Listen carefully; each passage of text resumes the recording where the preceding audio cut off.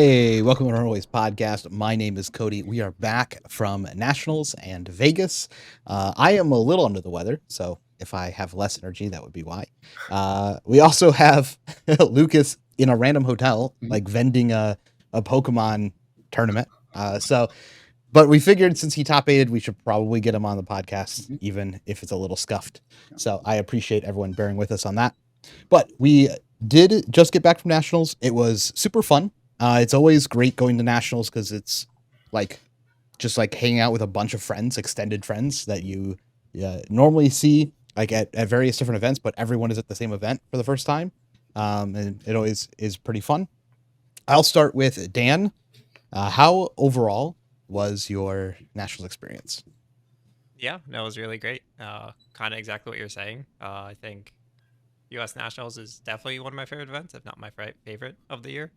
Just because like all the local friends are there, everyone you see at the different like battle hardens and callings are there. Like it's just everyone. All the friends are there. Everyone's having a good time. It's like infinite people to talk to between rounds. No, vibes were really good. The card situation was definitely felt. People seemed stressed before the event. A lot of scrambling to get the cards like 10 minutes before the first round started or the players meeting, but that's all good. No, I had a great time. All my games were very fun. Want to shout out the judges at the event for being very patient with me and making good judge calls.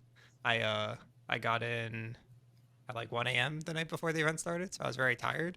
So I think I had like triple the number of judge calls than I usually would for like game state errors and like missing triggers and that kind of thing. So appreciate the patience of my opponents and judges while I got through that. But no, tournament was great. I made a deep run. Um, I just went X1 in every format every day, and then unfortunately the X1 came at the first round of CC, so run ended there. But finished X4 for a nice top 20. I don't know, it was like 22nd or something finish. I had a ton of fun though. Like I love playing Iraqi Marionette. I was like kind of down on the deck, but then I realized it's like the perfect type of event for it and format with like how open it is and how little time people had to prep. Like you're not before this event, you weren't spending like hours figuring out the Marionette matchup. You just like can't afford to do that, and I think the deck really takes advantage of that well. So I had a great time. Great CC deck. This draft format's insane. Yeah, Yeah, I great agree event. with Good basically food. everything you said there. Noah, uh, before Lucas talks for the next 30 minutes about his run, uh, how was your national experience? Yeah, it was also good.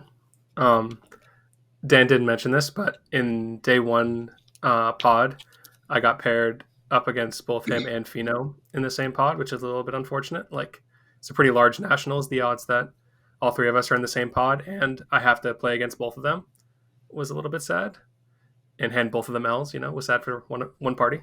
Uh, but yeah, I just really enjoyed. I mean, I played 22 rounds of FAB because I played or no, 24 rounds of FAB because I played the online rounds of the Battle Harden on Sunday too, and I would have played 15 more rounds if I could have. It was just like so much fun to play. Uh, I was still playing Florian. I plan to make some updates to the guide.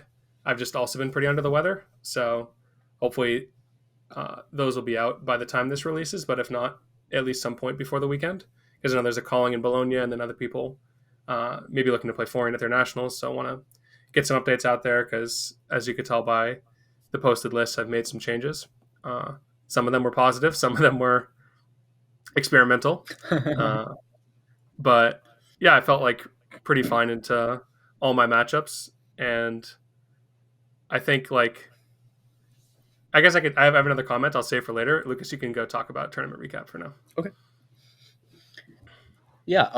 So I'm not gonna do like a whole thing. It wasn't uh, my run. Actually, I don't think it was too interesting. Obviously, I played Verdance. I've been playing Verdance for a while now.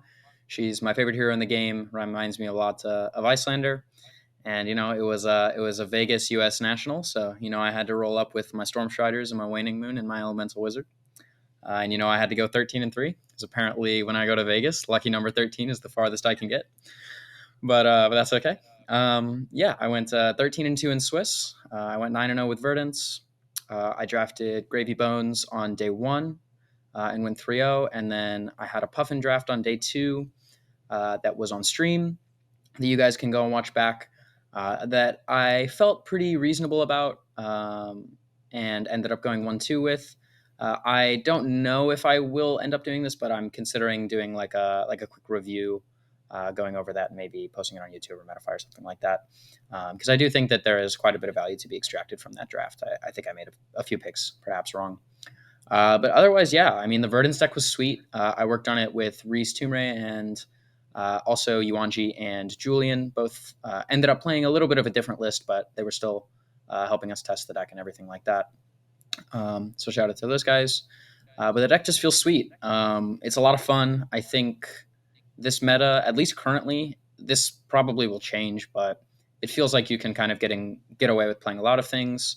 And Verdance being, I think, one of the best choices and also my favorite hero is kind of just a slam, especially given, it's challenging to get cards and it can be, you have to prepare for limited quite a bit. So I thought it made sense to just focus in on Verdance and kind of go from there. Maybe we had a day or two where Prism had me in its jaws, but Verdance stole me back and rewarded me.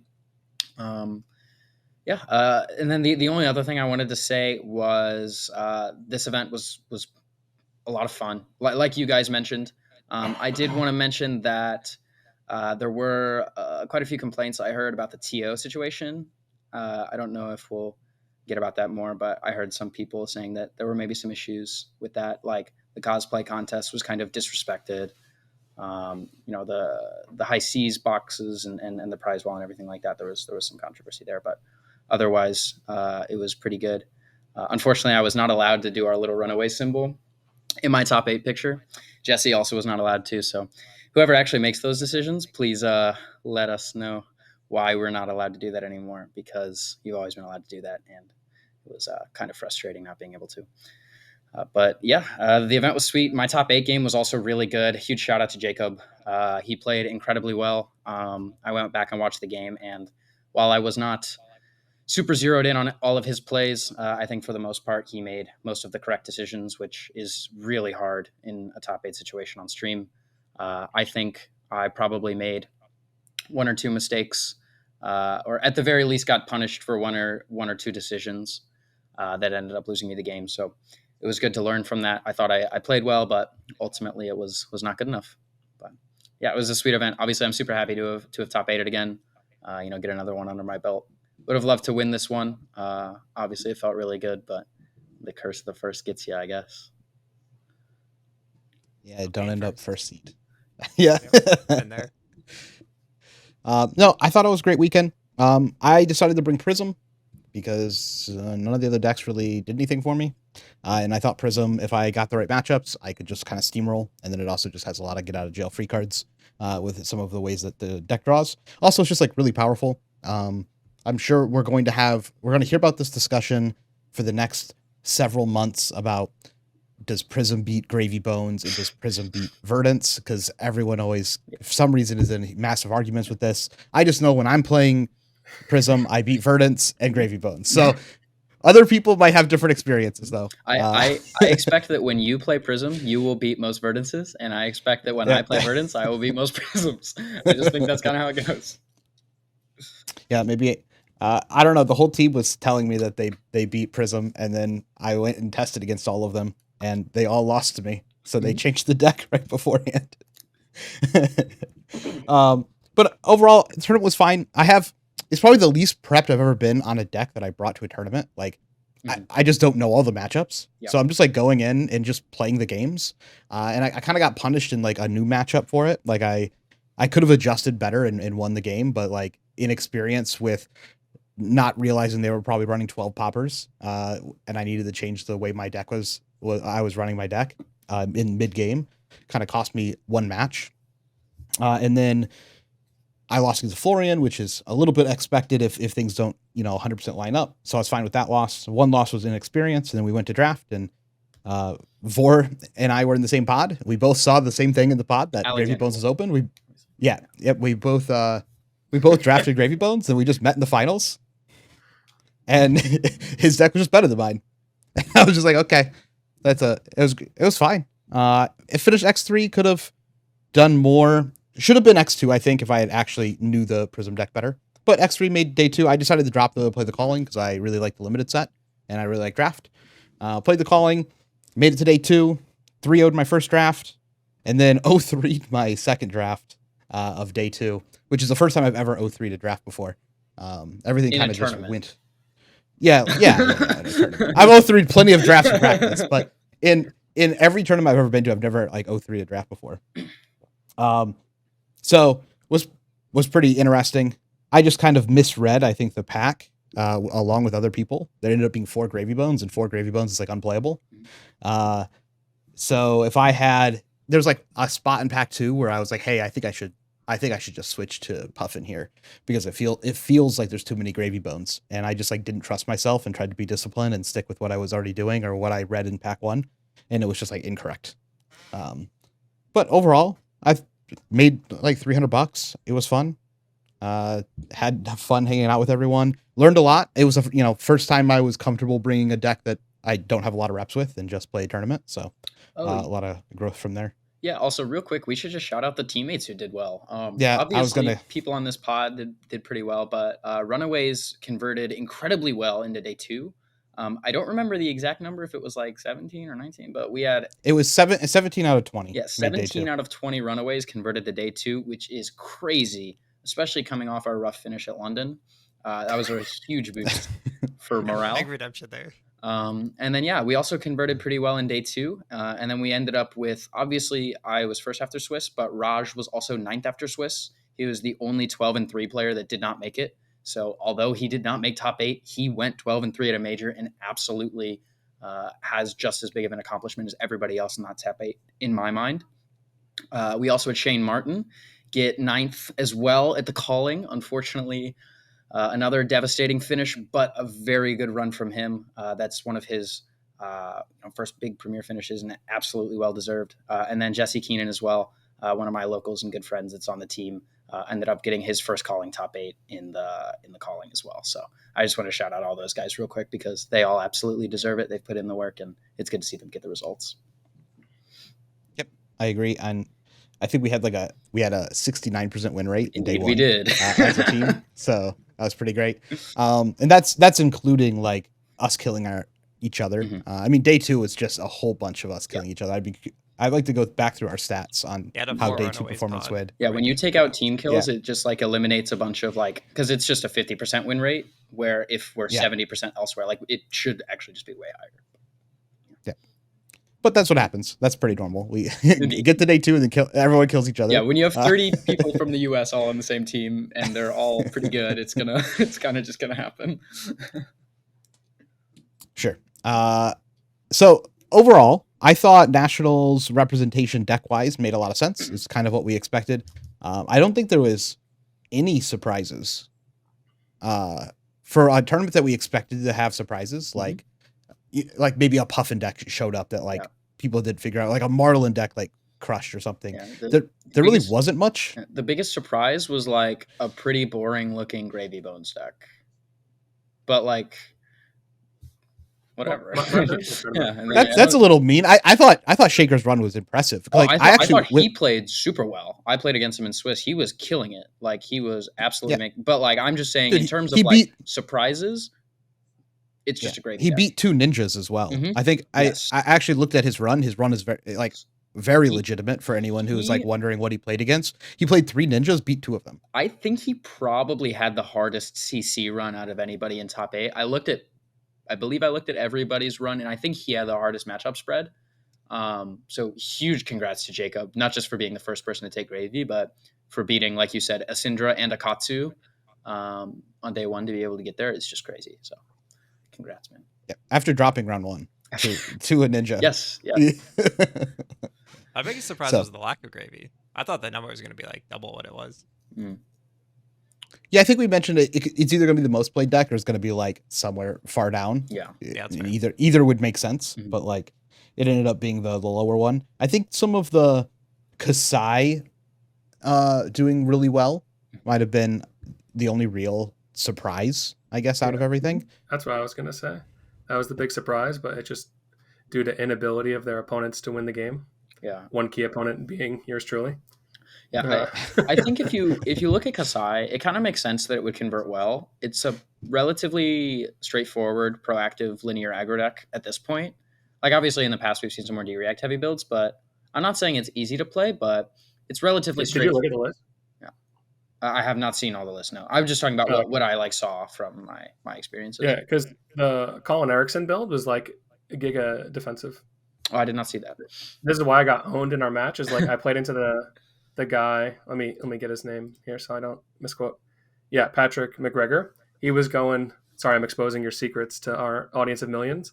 Yeah, he went AB0 into me on Florian with the chest that blocks 2, makes a vigor, and then the Brayforge bracers, gold hat dynamos, and just I think he blocked maybe 2 cards the entire match, like on the turn where he was about to take lethal damage. Mm-hmm. And yeah, that was like super close match. Came down to like 1-1 where he played a yellow draw swords and ripped the third blade flurry off the top to kill me. And then the next match was just completely different, where Colin was playing a more defensive deck, had like red shunt, shelter, sink, and like the more traditional style with like the blade runners, the other 1 cost reacts to give go again.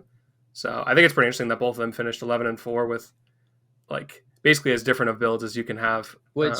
It's also the same hero. It's also a strength of the hero, right? Like we literally have like direct evidence in you, right? Like you are a strong player who, I mean, at least the vibe I got after you played your game was you felt like you probably would have beaten Colin relatively handily had you known what he was going to be doing. Yeah. And so it is interesting to see like very much like in real time, just Warrior having flexible deck lists can be like a super big strength for sure. Yeah, agreed. That was my standout. I think the other big standout was how many people decided to bring new. It was just like a lot. Last part, the misfit deck. I thought that was expected. Yeah, I was not surprised by how much new there was. I think it makes sense because it's just like like Dan said, like it's a misfill hero. It's super strong. People have been playing it for a while, and clearly because like all these decks that did well are like clearly people aren't like testing the format super in depth and like coming to like reasonable conclusion. Like I don't think people are going to not play a deck because it's bad, because Florian was the most played deck. So I like clearly that doesn't affect people's decisions. Yeah, but all the like top performing decks are like kind of the same. They're all like difficult to play against. They have attack reactions, make you make decisions. Yeah. I think some of these new players were insane for not playing Cosmic Awakening in their deck. It just like fixes a bunch of their bad matchups that they were running into. So if you're going to Nationals and you're bringing new, just put Cosmic Awakening in your deck, please. Like it makes matchups so much easier. Like Gravy Bones, you have like a finisher if you actually get to stay in the game against things like it randomly can come up into almost any deck that goes long because the new deck now goes super long.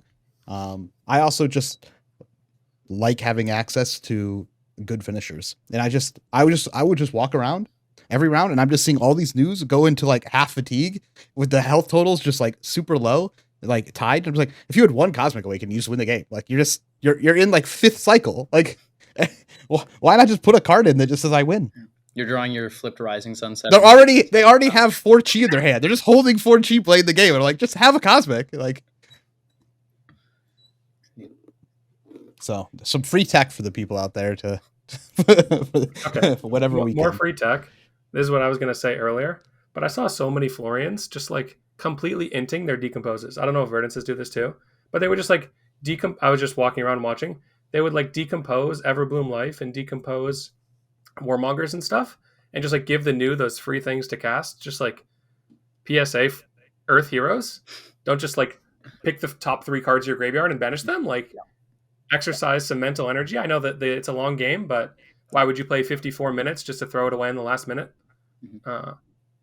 Yeah. Unfortunately, the Verdance players have a harder time playing Everbloom Life into new, but I know Caleb was playing it still, so maybe it's fine. Makes sense. Okay. Anything else on Nationals before we get into a very fast tier list? I guess I'll do this. Yeah, go ahead. You go first. Okay. Go ahead. No, you go first. I insist. Oh, okay. Oh, I'm gonna forget them now. Oh boy. Oh yeah. First, I want to shout out, huge shout out to everyone who came up to me or anyone on the pod during the event to Yeah. say some kind words, say hello. It really means so much. And I think this was by far the most I've had this happen at an event yet, and I just really appreciate it. It's very motivating to keep playing the game and putting on in all this time and doing the pod. So thank you for that. Equally shout out and thank you to whoever on the production does the follow the team things and the follow the players. I was I haven't been on one of those lists in a while, and then I watched the stream back. I was like, oh shit, I'm being watched. This is great. So I just appreciate that. I like being in the spotlight again. Not that I converted there, but I almost did. My second thought is, please do something about Battle Hardens. I was going to sleep. I went to check into my flight at midnight on Saturday, and I got offered a change to fly home at 10 a.m. the next day instead of taking a red eye on Sunday. And I slammed go home instead of play. Oh, what were they? Are they tier 2 events? A tier 2 event at the event I'm already at, because there's just it's not worth playing. The entry fee's not even worth it if you're already there. And that feels bad, but that's a personal choice, obviously. But No, the fact that I chose to not play in the Battle Harden is absurd. I fly around the world to play this game. Yeah, it Battle Hardens, and also I would extend that to the ProQuest Pluses as well. I'm somebody who used to travel to a lot of these events, and I don't think they're any good. I think it's different when it's its own standalone thing. I still think they need to be juiced up a little bit, but the one at the major should at least be something special.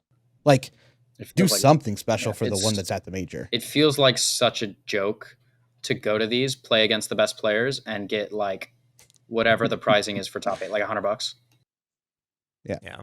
I know Trevor said in an interview, I heard him say it exactly once in an interview, that they are looking at that for this year or next year. But there's so much you can do. Even at these majors, just add common cold foils to the top 8 and then first get to legendary. Just anything to make it even close to worthwhile. Maybe tickets even for the prize wall. Or just we're already there. there. The entry back into the prizing. Tickets, whatever. It should. I think it should just be pricing should be based on attendance. Yeah. It seems kind of ridiculous that the 60-person local Battle Hardens get the same pricing as the 200-person full major Battle Hardens. Yep. Yeah. I didn't want to go on a big thing on it. It's just silly that I chose to go home. I would also like to 100% echo. confident that was the correct choice. Yeah. I would also like to echo what Dan was saying. Everybody who came up and said hello was amazing. It really is I know that people probably think they're bothering me, but it legitimately makes my day. I love it. When people just come up to me and they just start talking to me and giving me bad beats and shit. I love it. Not bad beats too long. Please don't stay here 2 minutes. But when you're yeah, my last round opponent rolled 3 6s in a row, I'm dude, that sucks. So yeah, you guys come up to me and say you're a big fan and all that stuff. Take a picture. I love that stuff. So were most of your fans that came up to you doing it in the event hall or other places? Most of my fans were meeting me in the outside the event hall. Although I did have quite a few fans in the gambling areas of the. Okay. Yeah. I also just have this issue where it's just in airports and shit too. Because the thing is when you're getting in, everybody else is also getting in, so people will try to track me down there. So I guess preferably if you guys would like to say hi to me, probably at the event is the best place to do it. I'm not saying you can't otherwise, but Airport Lucas might be a little bit of a different beast. Fair enough. I don't know. I had tons of great conversations at this event with a whole bunch of people. So I just echo everything else. But it was a lot more relaxed. A lot of people I think were more relaxed because it was release weekend. But it was great just to talk to everybody. Yeah, the amount of people I spoke to that were who cares about this event was kind of high. So LSS, obviously, we've given you plenty of feedback. You guys will have our opinions. Just it did feel like they said it was a week early in their welcome speech. They said, "Oops, this is a week earlier than we intended it to be." But thanks for still coming out. Yes, indeed. Yeah, I think we definitely saw the impact on the meta too. Like we would have seen more Gravy. I'm like 100% sure. Yes. I mean, we literally Yeah. already are seeing everybody talk about great. Like, even like the turnaround is so quick. Even just like the extra like 3 days since the event has finished, like the meta feels like it's already shifted. So yeah, I mean, we were saying it internally, which means surely other people were too. Like Gravy is like clearly maybe the best deck. Yeah, but we're not going to put in the time to figure that out. It's not worth it, except for Charles. It's not even. We're not willing to put in the time. It's like I don't think I can put in the I don't think it's possible for me to get the deck to a spot where I'd want it to be to play it. Yeah. I mean, we can play we can build a deck and it'll be fine, but it's not as satisfying. But to be fair, no decks were satisfying to test for this event because you couldn't test for this event. So yeah, that's why I played Verdant, because I got to test. We got to put in some like air horn noises or something. I'm falling asleep. Let's pick up the energy going to the next. We'll get a good tier list going then. Okay, we are here to do a tier list for Nationals. Apparently, that makes Lucas sad because he has the facepalm over there. But this is intended to only be for Nationals. And in our typical fashion, we have S, A, B, and don't play. A majority of heroes will be in the don't play, but this is what we expect to be the best and what you should probably bring to your Nationals, or at least try and beat if you find one of these heroes that suddenly is able to beat something in the meta. Obviously, this will be changing probably through Nationals as some heroes get banned. We will keep an eye out on that. Okay, let's start off and just hammer out a bunch of these don't plays. Yeah, let's just hammer out some don't plays. So shout out some don't plays like normal Arachne. Betsy, Bravo, Dash IE. One sec. We got that bonus lore this weekend, right? That they didn't intend Betsy to be a real hero. Wait, what? What? Oh, am I like, is this private information I wasn't supposed to share? Whatever. Yeah, apparently like Betsy and Olympia were just like not supposed to be CC heroes. Like they thought they were just going to be like a joke, like how they have Scurv for balancing out the limited format. But then they just like have a little bit of a fan base, so now they're kind of in an awkward spot where they're CC heroes, but they don't really care about them. Wait, so they like made them CC heroes as a joke? Not as a joke, but just as like they didn't understand. Why would you make them CC? Just make them young then. Yeah, they could have had like a Benji situation, right? I don't know why they did it, but this is tea that I heard. Excellent. I don't know about that one. Okay. More don't play. Olympia makes sold. It's true. Jarl. Olympia, whoever he is. No, Jarl isn't. No, Jarl's definitely don't play. For sure playable. Max. I think you could maybe put Marlin there, but that's probably Marlins don't play for now. Olympia. Marlins don't play. Marlins don't play until Azalea's gone. After Azalea, then maybe you can think about playing it. Olympia for sure. Riptide. Teklo. Bolton, Teklo, Uzuri. I think like. Are we sure Riptide's not playable? Like we didn't test the new stuff, and he got a lot of new stuff.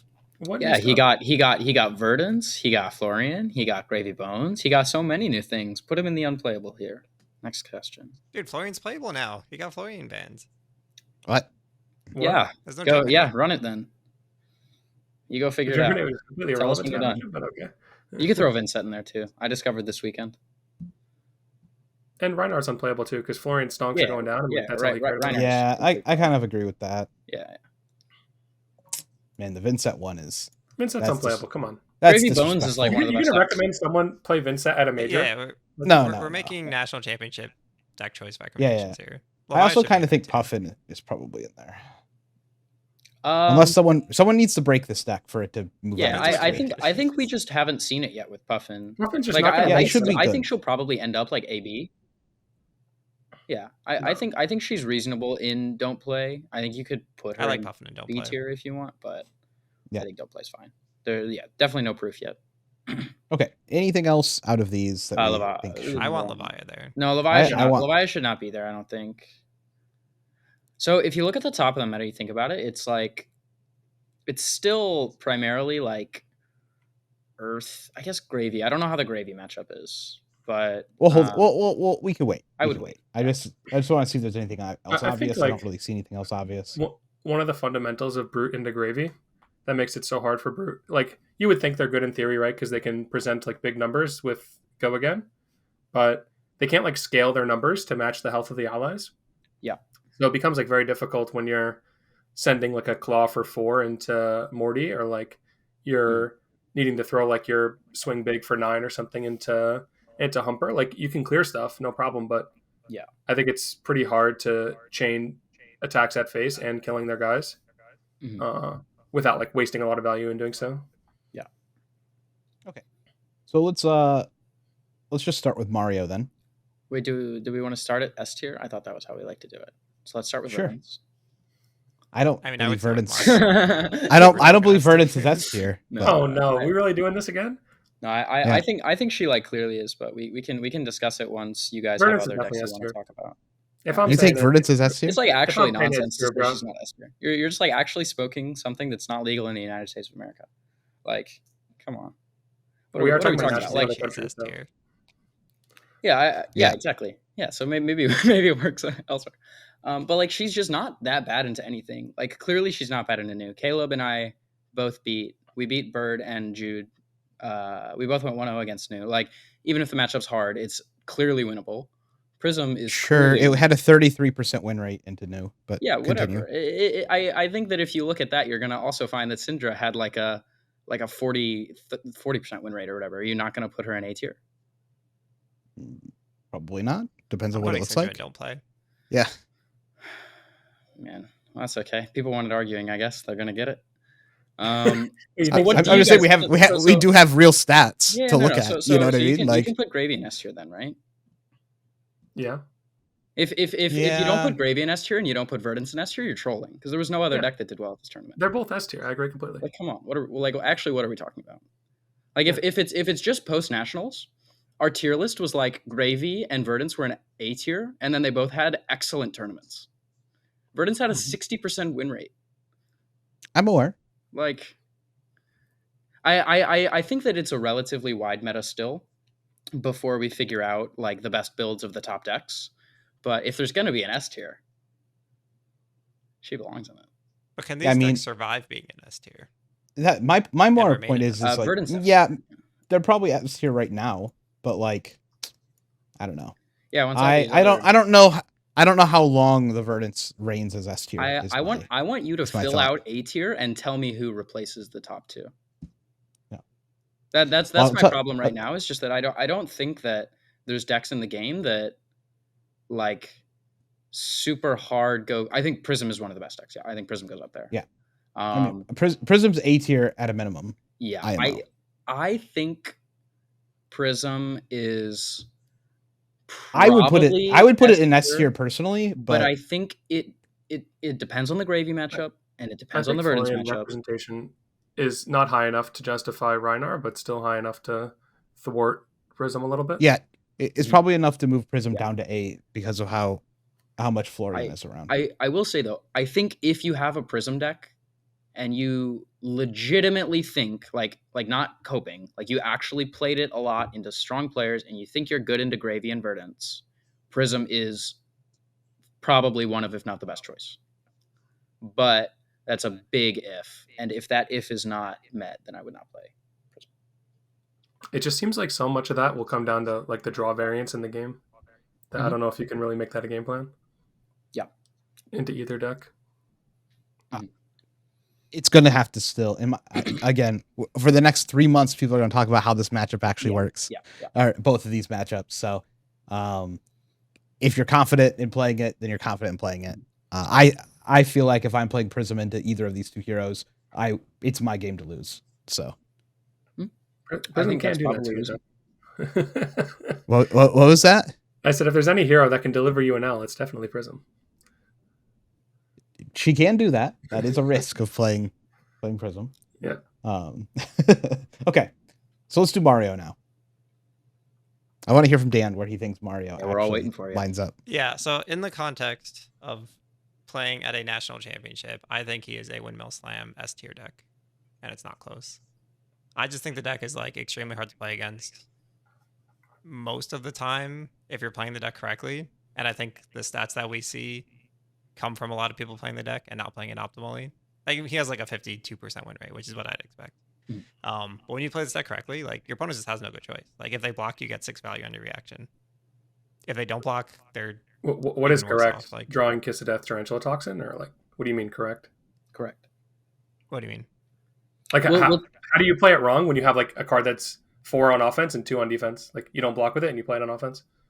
What is like? Yeah, when you draw those, sure, but like you need to do a lot of bluffing with this deck, and like you need to be able to predict when your opponents are going to let things hit and not to control your marks. I think that's where most of the skill comes in. Isn't that more It's of like like that your turn one opponent play throwing I the game? described, right? That's not really like skill from you, right? Just like your opponent not making the correct reads. Yeah, but my point is that they can't make the correct read because there's no correct read.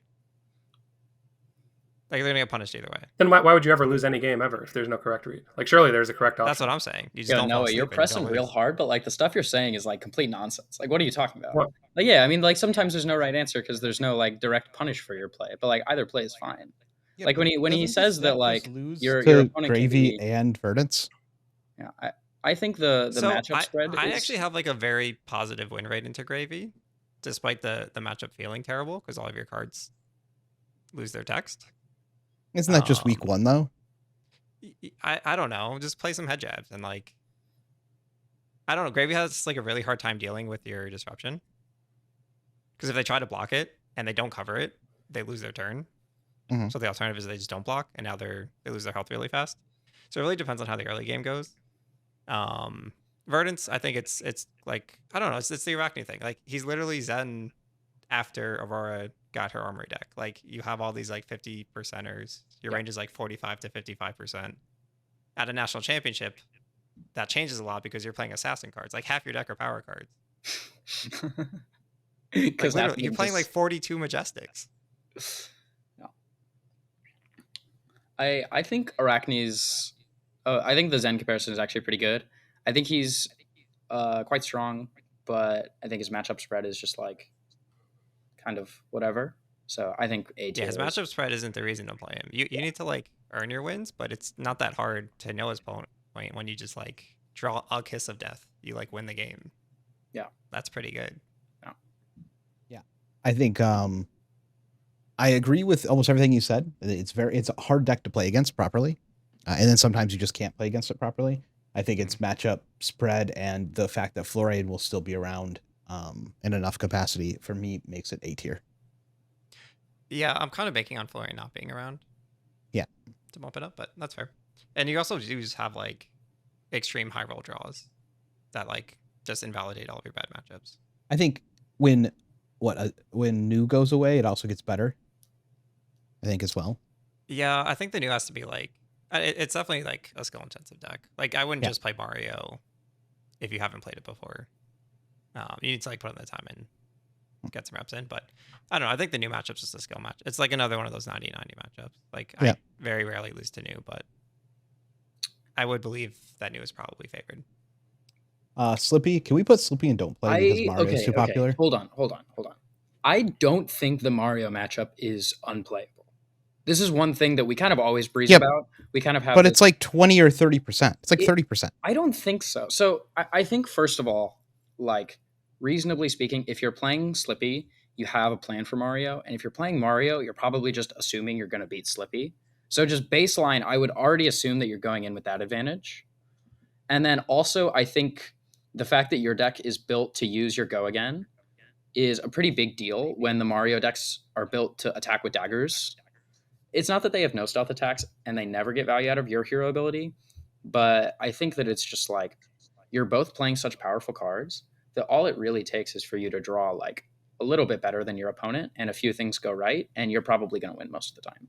Sure. But don't you just lose on day 2 almost every time when you bring Slippy? Like if you actually look at the trajectory of how like a tournament is going to go, it's going to concentrate all the best assassin players at the end of the tournament in your last 4 CC matches, and you're just going to lose those most of the time, so you're just going to miss out on top 8. So it's like a really bad nationals choice. I don't know. I played one assassin day 2. I thought it was kind of a bad matchup, and I won. I'm just letting you know what happened to every Slippy that I saw at nationals.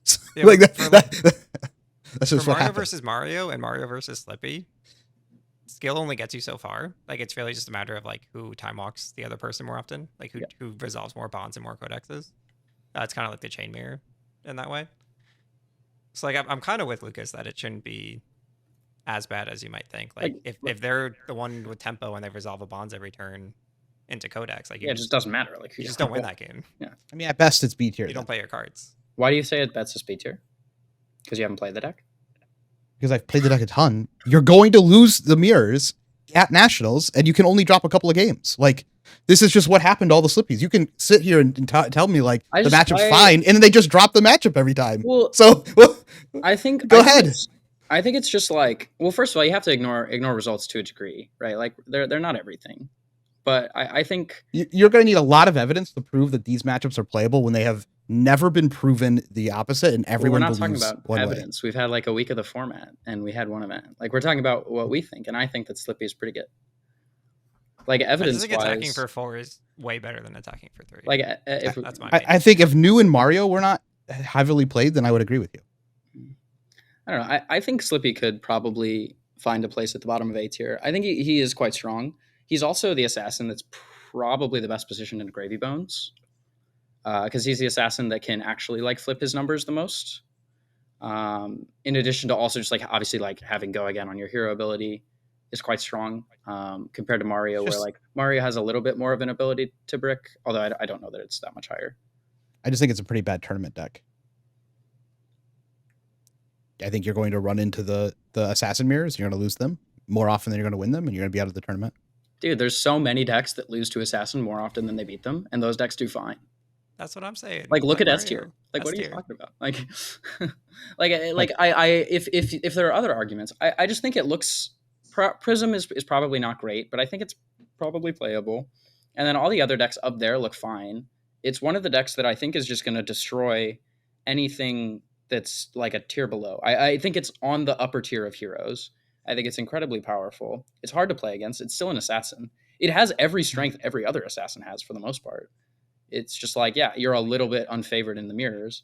Even if you are 35, 40%, you compare that to Mario, who's 50% in the mirror. Like, okay, you lose 15% into one of the A tier decks and into New, which is probably a B tier deck.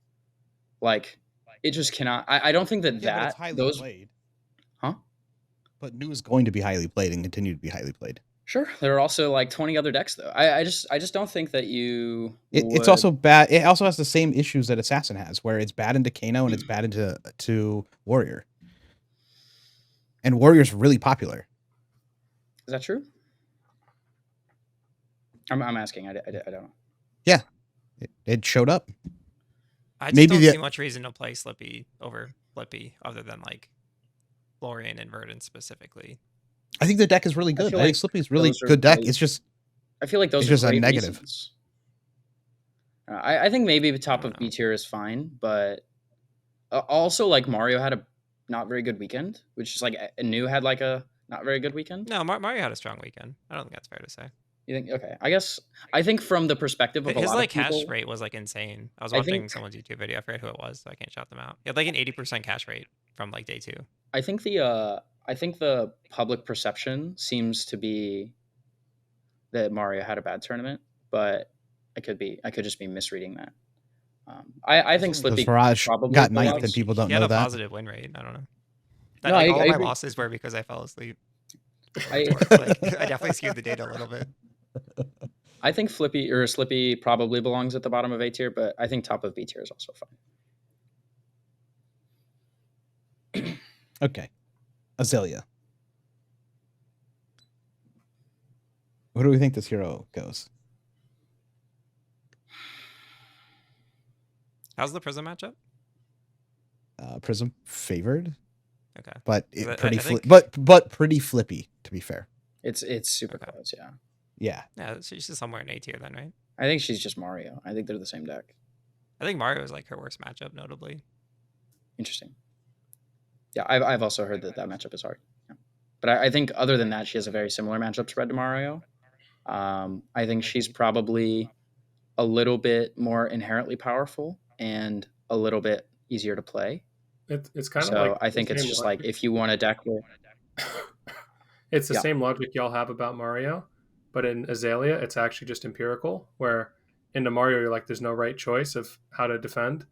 In Azalea you literally can only defend with one card. So I think they are but Azalea doesn't punish you for making the wrong choice. Yeah, I think it doesn't let you make a choice. I think Azalea is just like the higher variance, lower control. It's the same outcome though when you're the opponent.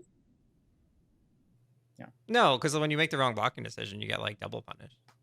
Because You not get even when more your punished offensive by endpoint's about- taking 10 damage than getting hit with Red in the Ledger and IP2ing. No, so Noah, I don't understand. what Dan is saying is that with Mario, you present your opponent two options. One Yeah. of them is bad for them, and one of them is like really bad for them. Versus with Okay. Azalea, you present them one option, and it's bad for them. He's just saying that Mario has the ability to make your opponent misplay a lot more than Azalea. Where like Azalea Yeah, will I just just like punish your opponent no matter what. Your opponent like can't juice you by blocking Azalea properly because there's like not any like, you can't just like play your D-Reacts in a way that's gonna. I think we'll juice their always disagree. sequencing, I but don't need to argue about it more. That you just think that there's never a good option to Mario, and we'll never agree with that. I don't think that's a Like, good if way I draw of saying four it. That's not D-Reacts, what I'm surely I can beat saying. them. It's like if you block a bonds wrong, or if I'm in Black Widow form and you block It's- anything wrong. Like it's- But I just like activate No, eyeballs and I it's- have D-Reacts. No, I think it's just like a phrasing issue. It's not that there's no right way to block. It's that when you play Mario, your cards are like reasonable if they're blocked a lot of the time, and then it's just like completely unreasonable if they're blocked improperly. Like you just have this ability where like all of your cards, you're just doing the thing, doing the thing, doing the thing, doing the thing. Your opponent's making reasonable blocks throughout the game. They're making right enough decisions, and then at some point they just make like a mistake that you can't really justify it, and they just get completely blown out of the water. But So you it's think like less. someone who's like, if you're in the finals of the tournament, you think your opponent is going to make that kind of a mistake? Well, I mean, I think people the answer is play yes. quite But I don't poorly. think that's Yeah, irrelevant. People play quite poorly. Did you watch the at tournament? Like they're absolutely going to do that, but Yeah. also I guess it's not- everyone sucks. Yeah, Mario's Yeah, good. yeah. You forget. I forget everyone's bad, including me. So it's not The bad. first point I made on Mario was that we're talking about national championships. Yeah. I guess that's fair. Okay, All right, fine. let's move this along a little Just bit more. somewhere in A tier. Florian. Oh, we really think B tier? Kind of. He's got a don't play matchup spread, but he's got an A tier attitude. Maybe he's bottom A. I don't know. I'm gonna put him in B for now. And then I want to just- hear what Noah thinks. Depends Every on how matchup focused is the meta copium. gets, right? Like Yeah. Verdance is cope, Gravy is cope, Azalea is cope, Syndra is cope. I'm assuming we're gonna put Syndra somewhere like reasonably high. I think Kano's towards the top two. Kano is Omega cope.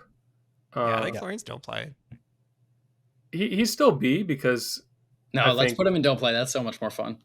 Well, people are going to play the don't play heroes, and that makes him playable. Put But Florian like, in the don't play. Put Florian in the don't play. but you Yeah, really good shouldn't against play don't play. Florian. Florian and don't play. Florian. and I don't play. I do agree that I would not recommend anyone play Florian for nationals. That means you should put him in the don't play tier. Wait, Florian is kind of lit if one eventuality occurs where everyone just agrees to play Florian because like I think you could just, That's kind of what happened at US Nats. I assume that's how a lot of the Florian players were. yeah. Like I have like 4 or 5 of my wins are just off mirrors because like everyone doesn't know what they're doing. It's lit. So if your meta is all going to be Florian, play Florian because the mirror is actually skillful and you can farm the don't plays.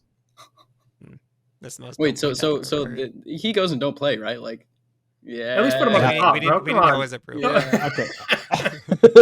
Maybe you should make it- They weren't No, really ordered. we don't need to order the don't play heroes, but we should put Florian first so that when people look at the don't play section, they see Florian. Oh. Like Yeah, I at least need people to see it when I send them the picture. I don't need it to be in the right order.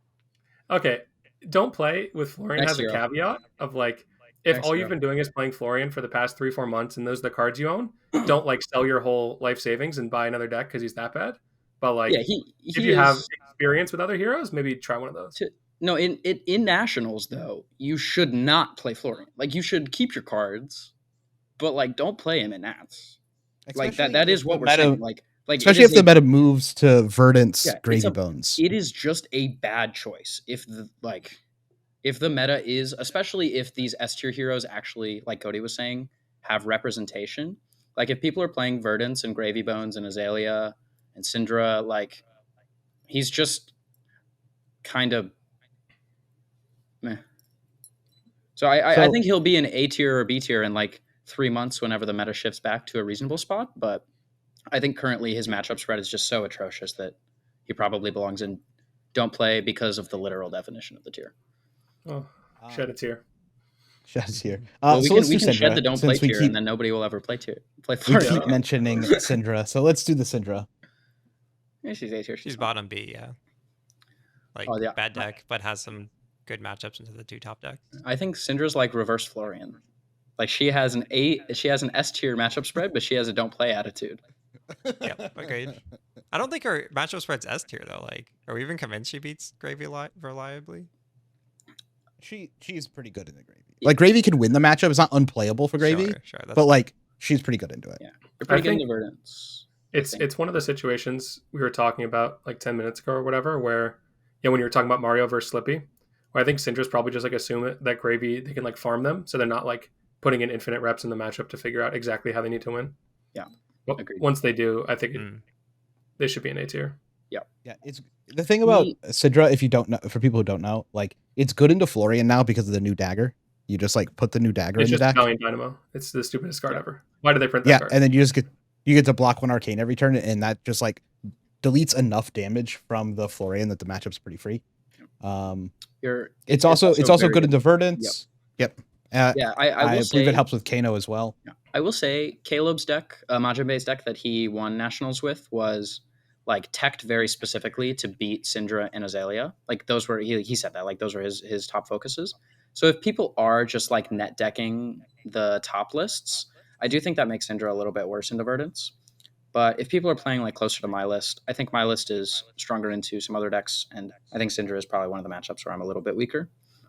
So I would probably put her like top of B. I think you could also put her like a little. I think going A in my opinion. Yeah. Just I 'cause don't of think the she has event. enough proof to. Like ever Nats are win too it. widespread with the meta. Like you're gonna play against like Victors and Agreed. Yeah. I think if someone spent a lot of time on Syndra and really tried to hone a bunch of these matchups up, they could really surprise like their nationals with Syndra. That's how I feel right now. It's like if I was looking at like my nationals like 4 weeks from now, I would really be putting in some time to Syndra, to be fair. Yeah. Agreed. Okay. Dash.io, I don't know where to put this hero. I'm gonna have to leave because she's broken. No, please don't play category. This is not dealing with it. Category. Yeah. Yeah, she's I'll like let B know tier on that because she's one. broken, but she's not A tier because who knows how broken she is. Yeah. Yep. She's somewhere between bad and the best deck. Yeah. Depending on the game. I do think Dory is in B tier, personally.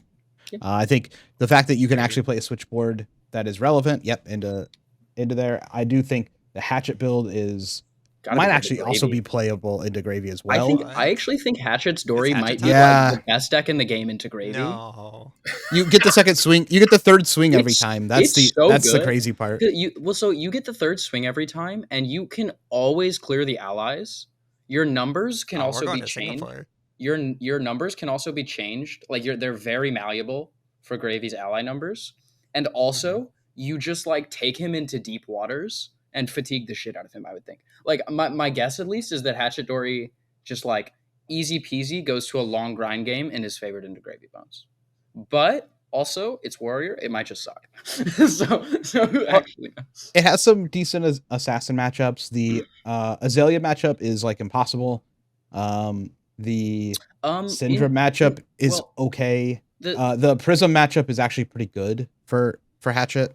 The Azalea matchup is also probably. No, it's gross. Not the with matchups. the Codex. Yeah. And I was thinking Kano's maybe bad. Them, but so I'd put it in B, but has some potential. I also just think it's also the worst in the mirror, the worst warrior in the mirror, and there are other warriors that I think are stronger right now. Yeah, it's definitely worse than Fang, and the warrior players tell me it's worse than Kasai, and I believe them. So. We put Phi at the end of B because it just has similar Syndra stuff. It just a little weaker. There's a chance that he's. I think it's probably don't play because of Gravy. Yeah. There's a Gravy hate, right? That's like if people are playing Graveyard hate. To be fair, I think Syndra also. It's not as bad though, I guess. Well, you know, Phi. Now that our nationals is over. Yeah, well, if I cast Everbloom Life against Phi, you better pick up your flame. Oh, is that how that works? Oh, this year sucks. Yeah, it doesn't target. That's rough. That's rough. So, and that's like Yeah. both Earth heroes have slammed 3 of those. So Yeah. that seems really tough. There's 3 Earth heroes. Classic. Wait, there's And 3 you Earth know heroes? they're all slamming. Yeah. Jarl. Yeah, I'll probably just make him don't play. Oh, wait, I forgot Jarl was a hero. Yeah. Sorry. No. You forgot he was an Earth hero. That's different. Okay, we will Yeah. move him to don't play. Yeah. What about Fang? This is very polarized deck. Like it has some matchups that are good, and Do sometimes not it's play this good, deck. and sometimes it's terrible. Do not play this deck. Is this a don't play or is this a please don't play? Yeah, I think this is close to DL level. I don't even think it's. I think it's pretty similar to Dio. It's just like worse. Like it's. I have never been impressed with this deck. Every game it wins, you just like look back and you're like, yeah, what if you like didn't draw Pledge Fealty here? Yep, but they do, and then they just roll you. Like there's just no game. Well, but I mean, it's he like should you be pretty look good at if it. it's assassin heavy, right? Well, like you ask another deck, you I don't ask think an it's flipping assassin. It's matchups like, that what if you good, didn't but draw Codex not here? bad. And they'd be like, oh, then I would block 3 with my card. But you ask Fang, like, what if you didn't draw Pledge Fealty here? And it's like, yeah, I would just like pitch 3 reds for the next 4 turns. Like, it's so stupid.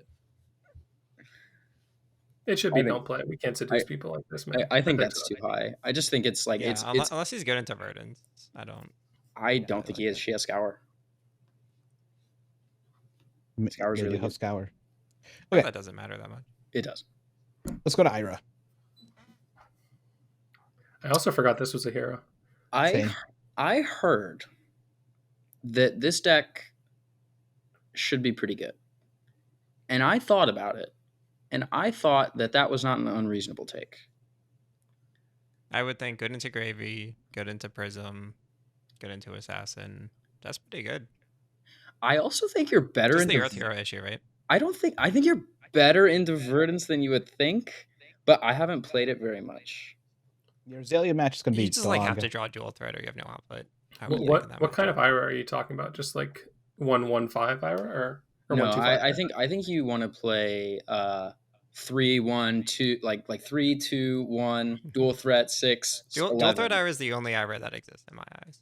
Mhm. I think you want to play like a relatively aggressive shell with dual threat, and just be like an aggro ninja that has a little bit more like robust game plans into some of the other heroes. Like you're like Even Syndra, the but Azalea with matchup's prison not matchups. bad. Yeah, I would say Ira. I would probably put Ira at like the top of B tier. I think she's A tier if you don't expect Florian to show up at all, like we have it. Florian's downtick is huge for Ira. If Florian actually downtick. Yeah, Florian This is is Yeah, a- it might just be the most played deck at every deck. It's a theoretical down tick, man. we're just talking about what we think should happen, but Yeah. we are well aware that Florian might just be one of the most played decks at every nationals still. Yeah, of course. Now this week Ira is B tier. I think Florian, or not Florian, but Jarl has to at least be B tier just for some He's just bottom shenanigans. B. It's like Yeah. he can destroy a compass. Dan, do you think He can he's- destroy a compass. Oh yeah, he can't destroy. I forgot he can destroy a compass. Does that make the matchup like? Do you win after that? Yes. You can't play your things out. Well, the my question is just, can great yeah. You just get You to just don't have hammer all the abilities. allies until he's out I- of allies. well, yeah. I'm just thinking if there's like I'm not super familiar with the Gravy deck yet, like playing it into the slow decks. I'm just thinking if like Jarl is like so bad into the rest of the deck that it's like, yeah, you get like a turn 6 or 7 blow up their compass, but like it's just too late a bunch of the time. But I don't actually know. So No, Gravy just doesn't convert like that. Like even if he's got 4 allies on the board, like whatever. With Yeah. go again, you're gonna swing for 12 on Yeah. ammo. And then you can probably slow him down with some like if you block with armor and Well, if you give him, like, also get frostbites and whatnot. you also just kill more than one equipment. Okay, Like you eventually you Yeah, get you dead can, threads, and then you can eventually throw like allies. you get the hook. Yeah, it could be better than B tier. I haven't spent a ton of time on it, but it would really have to. He's really dependent on how the meta actually flushes out. I think he's Mhm. don't play because it's just a wide meta. Like I don't think this is a meta where you can be good into a deck that did well last week and had a good tournament and is hopefully going to be played super popular. Like I just think that like a good Gravy matchup and a bunch of other bad matchups is just like I guess maybe They're not that bad, Arachne and though, Azalea. like- Azalea's Are probably the good. assassin matchups actually bad? Because they No. haven't I been would think you're previously. pretty good into all the assassins, but I'd rather be playing Mario than Jarl every time in the head-to-head, but it's not that bad for him. Mhm. You can probably make your deck good into assassin if you want. And you could also play a more aggro version. We have seen success with that in the past, even if people have come away from it. Mhm. Yeah, Actually, I being think he's able a to fine punch. deck. I think with Yeah. CYB, he's like. well, the other thing is you also have the Earth Hero problem. I think What problem? maybe Florian's fine actually, but you're probably reasonable in Florian. Do you think with the CMH like the good Noah deck, do you think it's still reasonable for Jarl? It's not a fine. game where the Florian has to like be the one thinking about how to win. Okay. Like you can't throw away good cards. You have to make sure you get damage in when you can, kind of thing. So I think both players can win. It's a skill matchup, as you say. Or it And might it's- just be like a remembrance battle. no, it never usually gets that deep. Okay. The Jarl is usually pretty ahead on cards. That's fair. Okay. Yeah, you just get to So Kano was terrible at this tournament, just like results wise. But Is where that do we true? actually Was think? he? Yeah, his results were not great. Oh, really? I thought he had a good win rate, just like low representation. I'd have to double check, but Okay, I might be wrong. when thought I he was like looking, I thought 50% or he something. didn't. He just like didn't do well. I think Kano is the more that we make these lists, the more that I kind of come around on Kano. I think that Kano is just like the stupidest deck that you could ever choose for an event. It's Preach, brother. it's like actually so low skill. It's so high variance. It's Your hard to make the matchups- choice. I Your agree. matchups are all Unless unreasonably. you're stacking everybody. Yeah, every matchup is just like, oh yeah, either I'm like really good. I like the stacking matchups; those are probably pretty good. But it's just like, even if your matchup spread is good, it still just seems troll because you're just gonna like lose so many games. Like How's I the would. Verdance matchup, Lucas? It's good. The Verdance matchup is good. Okay. Kano is definitely This in is my A tier, please don't like, play tier. scuffed. But Yeah, Yeah. Kano is favored into Verdance and Gravy, and that's it of the Not the A tier. That's the yeah, issue. not the A tier. yeah, He's bad that's- into Prism, Mario. Yeah, that's he He's flips fighting against against Azalea. Azalea. Yeah. I just think it's like way too wide of But a he meta. just dumpsters everything else. I think it's just Besides, too like, wide Kano. of a meta to play a hero that is like Kano. Like he's like the Oh, I think least. he's A tier. He's at just least like this the week. he's just like the least robust hero in the game, and being robust is like one of the biggest strengths at nationals. Like when I go to Yeah, nationals, I want to play a deck that's like relatively consistent and can't be like blown out super easily. Yeah, I know what you want to do, but that's that's not necessarily accurate to like how the strength of the deck is. Like if the deck is strong or not.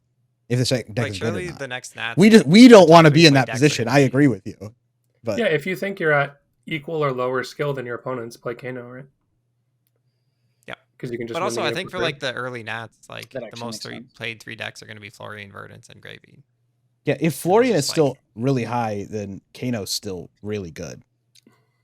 It just like seems I don't know. Especially if Verdance ticks up and Gravy ticks It'll up, and then like if so like I think if your nationals is like the next nationals, then I think Kano's probably a realistic like pick. And then like, but if we start seeing Florian drop off, and then you're like the last week nationals, Kano becomes like probably less of a good pick. All right, I'm looking His at only you. actual bad matchup is Prism, I'm though. looking Like at Mario's the a really viewer. bad matchup if the Mario plays correctly. I'm looking Who at the you looking viewer. at? Don't play Kano. Okay. I Don't think Kano's toss. a pretty. I'm pretty sure strong pick. anybody who plays Kano is not going to listen to what we have to say. Yeah, they're gonna play Kano irregardless. Yeah, it's- Yeah, they don't actually Yeah, care. they're gonna play Kano. They're gonna enter the draft rounds, and then they're gonna play the calling. Yeah, I think Kano exactly. might be the best play if you're brave. If you're brave, you got to be brave. You though. have to be brave. Yeah. Like I don't want to be brave. I want to play Verdance to just win. Like I don't have to put on a brave face when all my matchups are good. Like Yeah. Come on. Okay, Kasai. This one's kind of hard to place for me because this deck's like significantly better than I think people think it is. I think it's just really easy to get gold right now, and Raise an Army is a very good card. It's also like its Prism match is a lot better than it used to be. It's actually like pretty good for Kasai. I don't know how the Verdance match is going for Kasai. No idea. I beat one Kasai but I don't really think we played the game a whole lot. I just like decomposed really early and had a ring and just ramped them and killed it. Yeah. I think it's probably not very good into Verdance, but yeah, I would put her in B tier, but I think she could move up a tier or a tier and a half by the time national season's over if somebody proves that she can be reasonable into some of the matchups that are more unclear. So I don't think she can belong in A tier yet, but I think she absolutely has that spot. Could end up there. if Yeah. somebody can. I don't disagree. Yeah. She's just a game plan deck. So like once people prove out the game plans, like then she just immediately moves up. Yep. Indeed. Yep. I'm just gonna put her at the top of this. So. Okay. Katsu. I think this deck's still kind of bad. Like, yeah, I think it's in the please don't play tier. No, it's just B. It's like whatever. No, it's B, but it's in the please don't play tier. Yeah, like no one wants to deal with this. No one wants to deal with this shenanigans, but the deck's not good. Out of nowhere, other games you never draw a starter and you just die. That's true. Should we make one of those actual tiers of please don't play? We're starting to fill that up. We're not even playing any more nationals, and we're saying please don't. We chose like the dumbest heroes to go last. These ones are all boring. Sure. KO. I don't know. He's still soft. People thought KO was going to be really good going into this event, right? Yeah, he's okay. Well, he got a little better, he's just okay. Right? Rum is good. He didn't like fundamentally change his game plan. You just can get a little bit luckier now. Yep. Whatever. That's fine. Yep. I think New is also B tier. We can talk about that, but I don't know. It's kind of B. See, New at this level of event, I think she's like A or S tier. Yeah, New gives me more of the Mario vibe of like the opponent gets forked between not being able to do anything properly. So I think she's A. It's just that your Florian match is not very good. Your Mario match is flippy. Your Azalea match. Well, everybody's Mario match is flippy. I agree. Oh, he's got the jokes. Your Gravy match is bad, and then I think your Prism match is hard. Like it's just like I don't want to play against any of these decks. Like I think she's just top of B out of solidarity because she is pretty broken. She's in B for broken tier, but she also would be in S for shit tier if we had one. And you really don't want to play against any of the Warriors either. Like it's really just annoying to like go down into the Warrior pool and have to play those. You're not running any of the tech anymore for KO if KO becomes more popular, so it's rather annoying. The Jarl matchup is just how fast they blow up your hood most of the time. I basically only want to sit down and play against Verdance and Kano. That's it. That's all I want to play against as New. I think New scales a lot based on how much time you've put into New, though. Like, if you've been playing New for the past year, I would just play New and like not even consider other decks. Yeah. If that's the deck you're most practiced on, play New. It's not like you're punting the tournament like you're playing Max or something. Okay, that's not what I'm saying. She's also just fine into all. Wait, Max had like she's just fine. Yeah. One person plays Max does not count as stats. Sure. But no, I agree. Like if you've been playing New, you want to play New, it's a fine choice. You're just living in that world where you're flipping a lot of coins and just hoping that your opponent makes mistakes against you. Oh, they will.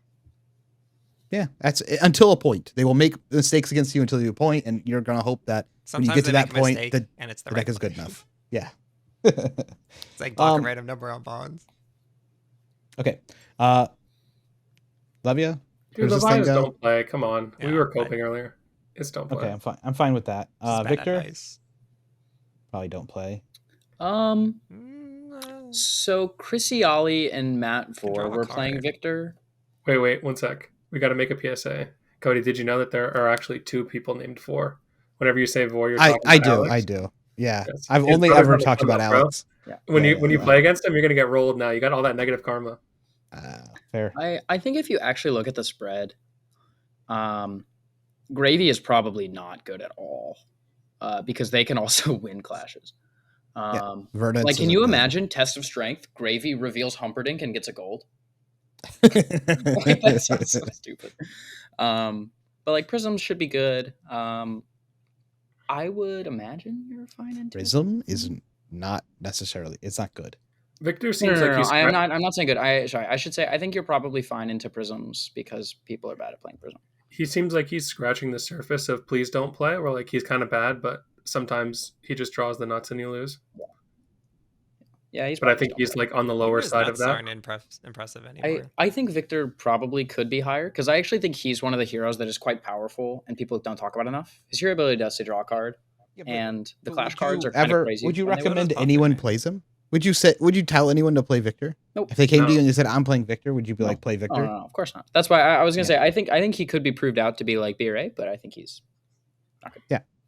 He like there are some heroes down in the don't play that if like you lab it up, maybe you can get it to a point where it is actually playable. But Mhm. like you're taking a big risk there, right?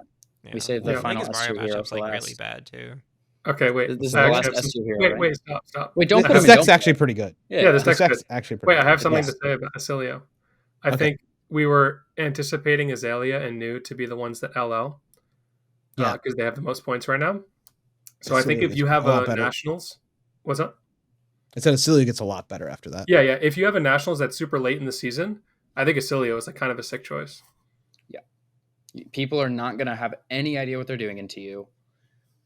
You look to have a fine matchup spread, and like Noah said, Azalea and New are harder matchups, and those seem to be LLing pretty soon. So, if it's kind of risky though, because Azalea and New are not guaranteed to LL. Like they Yeah. could just both make it, but yeah, I think it's. Okay. I would put him way higher in B tier personally. I'd put him like Yeah. I would probably like I guess. like DO tier. I think he's pretty. Yeah. I think he's similar where he's just like he's very strong. If people can prove out a list that's more consistent, maybe he gets. Okay. Is there anything else we want to move into A tier? It's This okay. feels- to have this a feels- here. No, this feels how the meta feels to me. It's just like there's some really good decks, and then there's just like meh decks, and then a bunch of like garbage. Yeah, I mean, the Florian is obviously trolling in that people will play it. We're just recommending that don't play. But I think the rest of it is kind of. There's no troll. This is not our But people are representation trolling, tier we are list. Like we not. have Kano and A tier. Like this is what we think are the best heroes. Okay, fair. True. If Yeah. we had one more week, you wouldn't have been on Florian. It's probably true. I would have done better. I in mean, the tournament. by like the second to third day to the tournament, you're just like, what can I do, man? I don't want to play this deck, but I'm here. Yeah. Yeah, draft carried me. I went like X4 CC, but I was just lit in draft.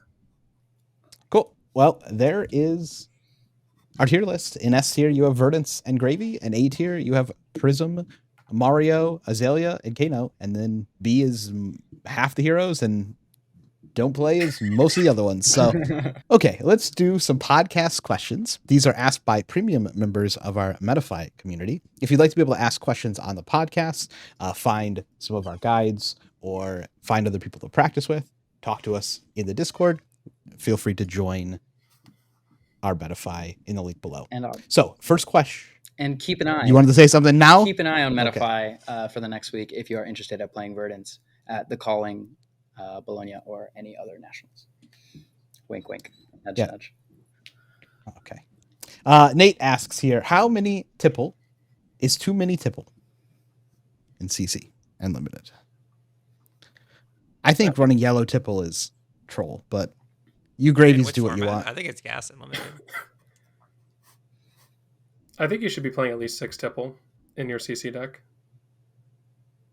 Yep. I was talking with Michael Fung, and he's basically just saying like, whatever. I don't think this was said in confidence. He's basically saying that like if you're not playing 9 tipple and 3 port side, you're trolling as just like engine pieces. It's a little bit of like a Yu-Gi-Oh style where it's like these are just starters, right? Like they're ways of getting your allies engraved productively. They get gold on the board. So I can see that just being like okay, when I start building my gravy deck, I'm like, I have powerhouse allies. I have 12 discarders that make gold, and then I kind of flesh it out from there. Yeah, I think yellow tipple is the kind of card that you cut because you don't need more tipples. But like if red tipple didn't exist, I would always play yellow tipple.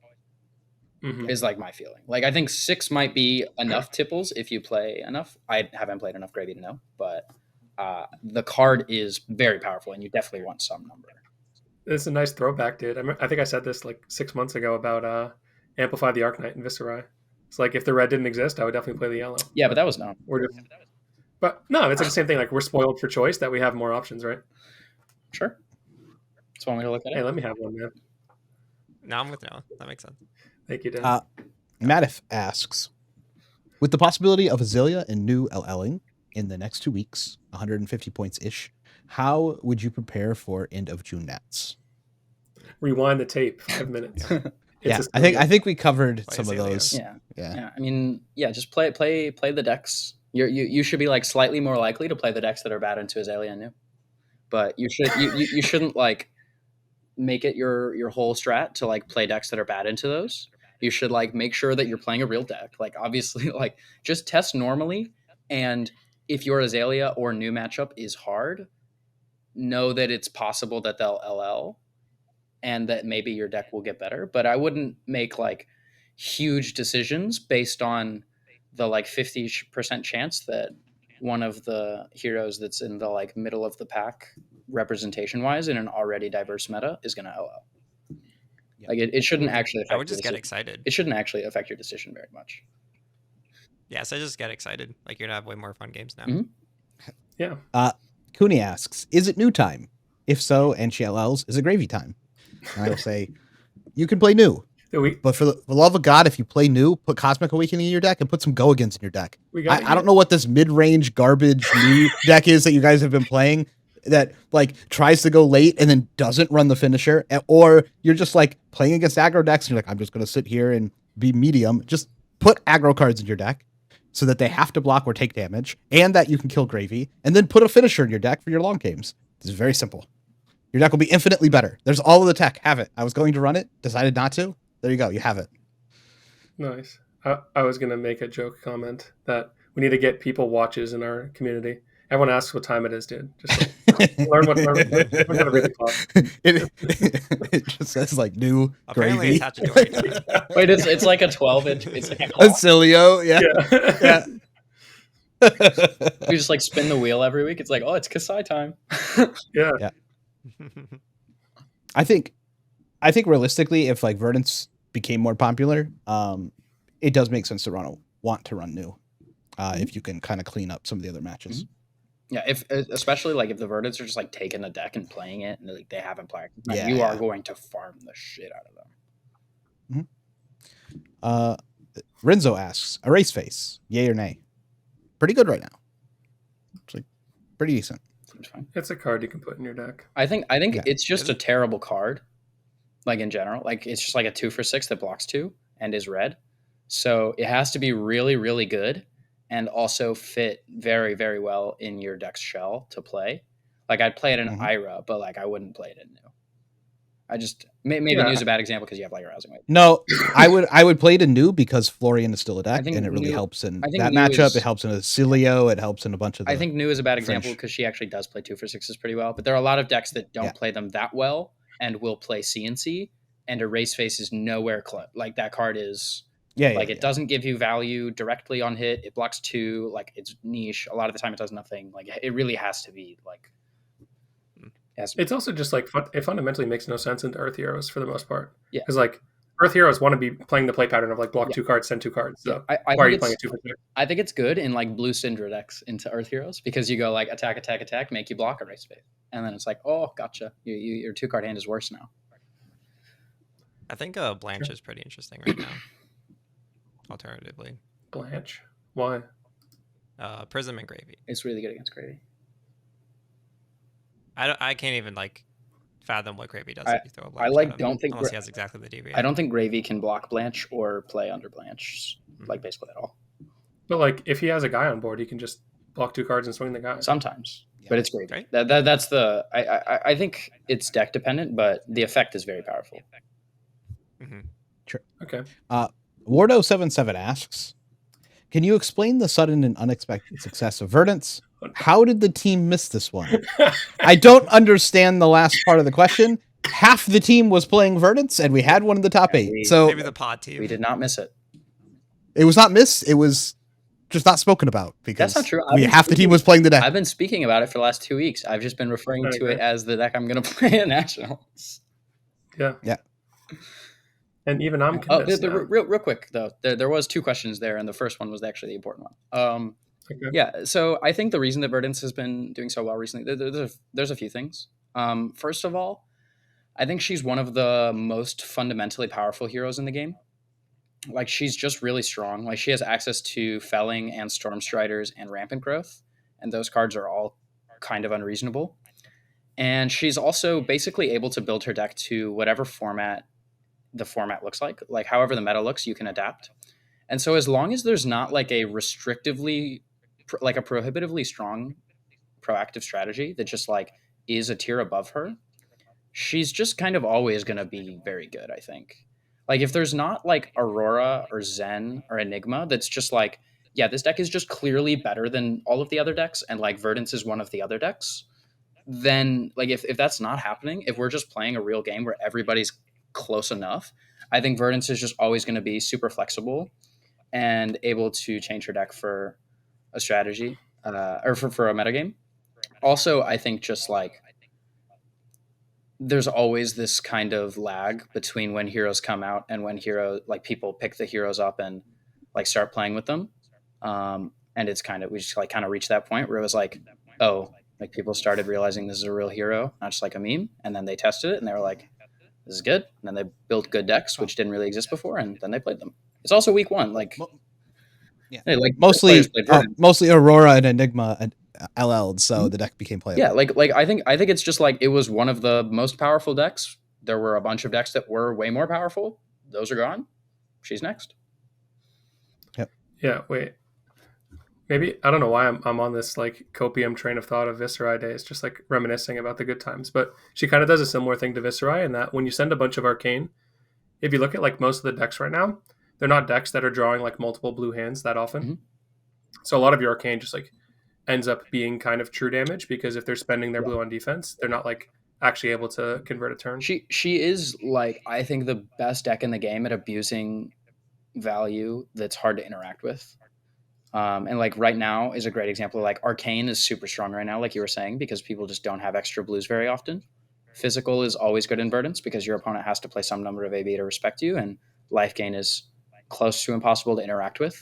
And so a bunch of her value is just like, here, I have the number. Like, I do 6 arcane, okay, I get 6 value. I gain 3 life, I get 3 value. Whereas other decks, they struggle a lot more to like realize their value, right? They have to play into counterplay and defense reactions, and you can't just like build a deck to be good into Verdance, like fundamentally, super easily, because she just attacks on too many axes. It's just like Icelander. This is for all the same reasons. Just like Wizard that also gets to play the game is just broken. It's true. And start at 40. Yep. Ham asks, armed with a Talishar, would you rather fight Whaler Humperdinck on a unicycle or Sticky Fingers equipped with 8 Kadachis?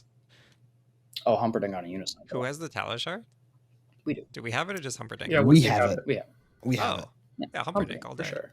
Dude, Sticky Fingers with 8 Kadachis is like not even I don't want close Sticky to Fingers reasonable. with no Kadachis. You're gonna get cut. Yeah, no, you're done for. If you have Whaler, like you can at least have some like macro intelligence strategy. I don't know exactly what that would look like. We're probably not going to do. Tired. Yeah, we don't need to like define the situation again, like we have been doing for the last few times you guys asked if we'd win in a fight. But I think Whaler is the clear answer. Plus, like if you're talking about on a unicycle, if the victory condition is just fall off. If you're just dismounting him and then you win, like surely you can just like slash the tire. Yeah, agreed. Yeah. Just do the bike riding guy meme, but a stick. Yeah. And his wheel. Fall over. Carnivore asks, with New and Azalea LLing soon, what is Verdance weak to? Is she able to tech enough for her bad matchups to make them reasonable? I think Gravy Bones is a good matchup right now, but that's because you get to turn online quickly and then kill their guys. If Gravy can just be built to kill you before you turn on and punish you for basically not being able to attack him until you turn on, that matchup might be really bad. Like at this event, I felt super fine into Gravies because I did not expect them to be super fast. At the very least, I expected them to be like optimized slower decks. But if people are playing like any kind of aggressive Gravy deck that can like put allies out and deal damage to you, I would think Verdance would be kind of weak there. And then also Prism is just like hard. Like there's a bunch of tech for it, and like you can make your deck better. And I think you can be favored, especially if you have like a more experience. But it is just like hard. And then also she has a problem into powerful proactive strategies like Azalea, Syndra, Katsu. I don't think all of these decks are like good enough to actually be good into her, but I think her weakness as a deck whose biggest strength is like, not letting your opponent maximize their value and, playing long games and having good value and like playing kind of tricky. If people just like throw 16 damage at you every turn, like you just lose. Like if people just play their cards all the time, get good value on offense, they're going to beat you. So if that kind of thing exists in the meta, she can still tech for it because she is Verdance. You do have a lot that you can do there, but those would be the kinds of things that I would be looking to do to attack Verdance. I'd be looking to use my whole hand, be very aggressive, and then maybe if the Verdances move more towards a defensive build, you can kind of like move to level 3 and let them keep cards and stuff like that. But I think it just depends on the Verdance list, really, because I think every deck is so different that you just want to be attacking different lists in different ways with different macros, which I know people out there won't do, which is kind of sweet. Mista asks, how sore are y'all's wallet feeling right now? Exceedingly. Mine's pretty sore because I just booked Singapore. Oh, do you think because of the set release? Yeah, I think he means I was because like, of what the do you mean I release, cashed? That's why great. That hasn't hit my wallet. I just yet. played. My wallet is very sore. True. I went to Vegas. I booked Singapore. I booked Auckland. I booked another trip. I booked. Yeah. Mine is sore, but it's because I'm moving. Not from Vegas. Scary Super Cringe asks, what are your feelings on Florian as a tournament deck? Will stonks go down? Also, congrats to Lucas for making top 8 and everyone else on the team for their respective cash finishes. Thank you. Thank you. I think we talked. Sucks. Yeah, we talked a lot about how we feel about Florian. The second question is also how do we feel about Syndra, and I think we covered that as well. Somehow sucks less. Yeah, tier list episode makes those questions pretty easy to you just go back and watch. He Who Smites, do you have any tips for how to stay focused, deal with mental fatigue for 2-day large events? Day 1 Nats went about as well as possible, but day 2 went about as badly as possible for me. Whatever you did day 1, make sure you don't do the exact opposite. You don't have to do the same thing, but like if day 1 you were a good little boy and you like went to sleep at 7 p.m., you like had 3 meals, you like woke up early, you took a shower, you did that, and then next day you like went out with your friends, you got drunk as shit, you went back, you're hungover in the morning, and like you just aren't functioning. Like maybe don't do the exact opposite. I would assume that they didn't do that and then ask this question. I would assume so too. I've had people ask me this exact question, and then I asked them, I'm like, what went wrong? And they were like, well, I stayed out till 11 p.m. I thought that was maybe a bad idea. Like I was drinking at 1, but I thought it wouldn't be that bad. So I just want to make sure we get that out of the way. Like, don't be a moron. Like, if it worked once, it might work again. But you guys can give real answers too. Yeah, don't drink is a good answer. Yeah, I agreed. Don't drink. At the rapid fire. Not even a little. Experience. The more day 2s with like a good position you do, the less this will happen more than likely, unless you're doing things like Lucas said. Have a routine. Stick to your routine on both days. Sleep. Like sleep is the number one thing, I think. Mm-hmm. Before the event, leading up to the event, at the event. Yeah. You have to get good sleep. One thing though is the reverse is not true. You can do more than you did the night before. Getting more sleep than you did on day 1 is probably a good idea because you are probably more mentally fatigued than you were the day before. So making sure that you recover as well as possible is a lot more important on day 2. I actually think people don't talk about this like enough. I've definitely seen a lot of people like actually like go out and like lose the tournament before they go back. That's like a real thing that happens to some people. So just make sure that like day 1 and day 2 are the same thing. Like stay focused. You're still playing the event. Like you're actually playing the event so much more than you were at the start of yesterday. Like you're actually in it. Agreed. Don't ruin it. Take a breath. Do your stuff. You'll be fine. There's no need to stress. Just do your thing. Yeah. Everyone's different too, though. Like it seems like Majin Bay gets powered up. Yes. If you are Caleb, sleeping. make sure you intoxicate yourself as much as possible. If you don't make a hospital visit, you will not do well in the event. So, One more thing too is you're still playing against roughly the same people on day 2 as day 1. Don't think that, oh, it's day 2, these people are going to be 17 head and they're going to anticipate my every move. Mhm. Like, if your game plans worked on day 1, they'll probably still work day 2. I've had many experiences where day 3 it doesn't even get better. Yeah. Unfortunately, this event was not the same. Unfortunately, this event they did get better on day 3. Bearded One asks, do you think Gravy Bones deck will be able to stay competitive after people learn the matchup and alter their sideboards to deal with him? Eye of Ophidia is now a $500 plus card. Do you think the strength of pitching Eye of Ophidia into gold in Gravy Bones and possibly other pirate decks is going to be a problem? You have asked the even right talk podcast. about Gravy. Yeah, wait, what? We didn't talk about him. We put him in S tier and we didn't say why. Because he's OP. Because he's OP. No, we literally talked about him for like a few minutes. We did? Yeah. He puts I was saying it internally. We had him as like the most broken deck probably, but no one had time. I don't know what else was said. The first question, the answer is yes. He's just a good deck. Like, it's very clear. Yeah. His dominance will fluctuate, as most illusionists do, I would say. Yeah. Mm-hmm. And then about the second point. Someday, all fables will be banned, and I yearn for this day. But until then, we will have to be wallet warriors and pay to win. Mm-hmm. I don't. Yeah, being $600 feels intentional after the printing of a partner fable that makes a gold that you can opt to off of. Yeah, I mean, I think Eye of Ophidia is good. I don't think. I think there's definitely a world where you're not running it because there's plenty of other good blues and there's plenty of other cards that you would like to have in your deck that block. So I wouldn't get too upset about it. However, I do think the cards are overly expensive right now in the game in general. Yeah. Smoothie asks, question for Lucas that you guys might skip if you do a Metafy deck tag. Why didn't you run Snapback in your Verdance list? I figured with you running a full Temple list with no pots at all, that it would be the exact list to run that card if any would. Yeah. Well, so the first thing I would say is I was not playing a tempo list because that's not a thing. But I didn't play Snapback. I tested it a little bit. It was just kind of clunky.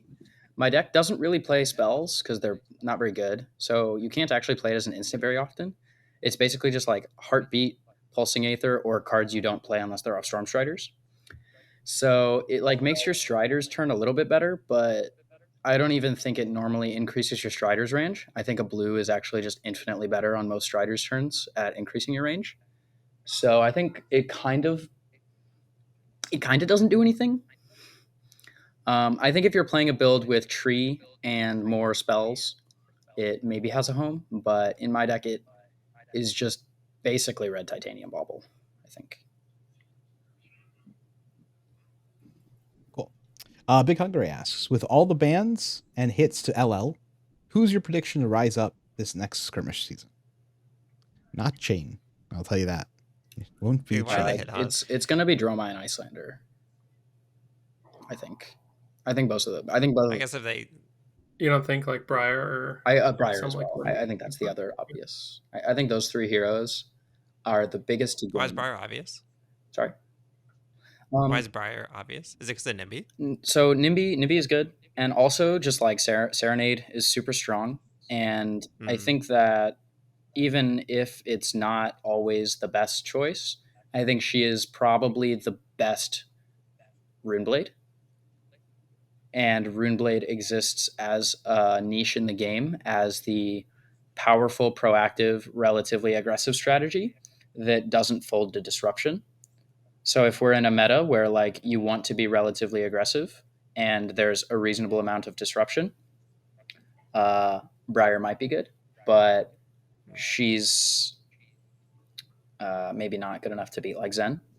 I think Zen kind of just has this weird place in the format where he's not actually that good, I think, but he probably just beats like a reasonable amount of the decks in the room just like before the game even starts. So I don't know. He didn't get any Zen bans, might just be the best deck though, right? Because he didn't get any bans, right? No, and he got like up sticks and retrieve. Yeah, I would think probably. I still think Zen is. Oh yeah, up sticks. If Zen's good into Starvo because of up sticks, we've said this a couple of times. He's just the best deck, Yeah, right? Like, yeah. That like he's just statement. a problem. That The statement game's is like true. not even fun again. Yeah, that statement is true. But that might not be the case. And then Star Wars the best deck, and we can. In Stop which joking about these case, other I decks. think Dromai is a very good deck. Okay. Also, I think Iceland Well- is just good. But Yeah, we'll see. I could be sold. It just won't be chain. I'll tell you that. Chain. It won't be chain. Frankly, my dear asks, how do you think Florian evolves and adapts to the rise of Verdants and Gravy Bones? Could a Nimblism package be an option? You can put those cards in your deck if you'd like. Florian has no synergy with Nimblism. So That is don't correct. play Nimblism. It has synergy. You can. Here you go. Ready? You don't draw any attacks that work with it on that turn, so you block it with your face perk and some other attack, and then eventually you'll draw Jack Be Nimble. Yeah, that's true. And then you can block that for 3. Yeah. I don't think we see a good evolution of the deck. The We evolution already is packing it up, right? Yeah, we already to the did the side. evolution. Noah created the evolution for the last cycle to fix all of these problems. It's kind of and it fixed the problems, and now all of the problems got worse because the decks that were doing it got better and the meta changed. So like, just be okay with the fact that Florian is going to go away for a little while. Like, it's as actually being really a deck. funny. I think like Noah's list is the only reason that Florian is like the top of don't play tier. Like honestly, without that deck, he would be in the spot where he's like completely unplayable. And then he would have to adapt that way to this meta. Like the way to adapt to this meta is to go from the Florian decks that people used to be playing and then put all these aggressive cards in your deck. And he did it. And he's bad. So I would think pummel? that Florian's probably just Dunzo, but that could be Yeah, wrong. just pack it up. I just don't think his actual kit is large enough to deal with the stuff that he has to deal with right now. So good news. You get to keep your Fellings around for longer. The deck will not LL. Everyone should be happy with this result. Indeed. I don't want Florian to LL. I need something to Spiff asks, is it Kasai time? Maybe. Sure. It needs to make a couple of game plans, and then it probably is. Like, the deck's actually pretty good because of front pumps. Front pumps are a big deal. Mm-hmm. They changed the dynamic where before you could ignore the first swing. And so you could just like hold your D-reacts for the second swing and like not worry about what they're doing on the first one. But now, unfortunately, and like, except for the times where they, are going to make copper or something on it. But now they just like, all of their go again is just front pumped. So then you sit there and you look at the thing and it's coming in for like 5 to 8 damage. Like the first one is. But then there could also be other things coming on the second one. So it actually asks kind of like assassin damage questions of like, which one do you want to block? Or do you think maybe I have more over here? And if you waste everything on the front, on the first weapon, maybe the second weapon gets you. So a little bit harder to actually play against now than it was before. Yep. Cool. Anything else before we sign off? No. Thanks for everyone. Yeah, thanks for coming up and seeing us. I just want to see that again. Like it really does mean a lot. We really do appreciate it. That's what I was going to say. Yeah. That is what I was going to say. So thanks to everyone that we saw at Vegas. Goodbye. Take care. Yeah, we're getting rid of the envelope 7 here, but envelope. What we could do in here is go ahead darkness. and play the envelope. All 3 pitches of envelope and darkness.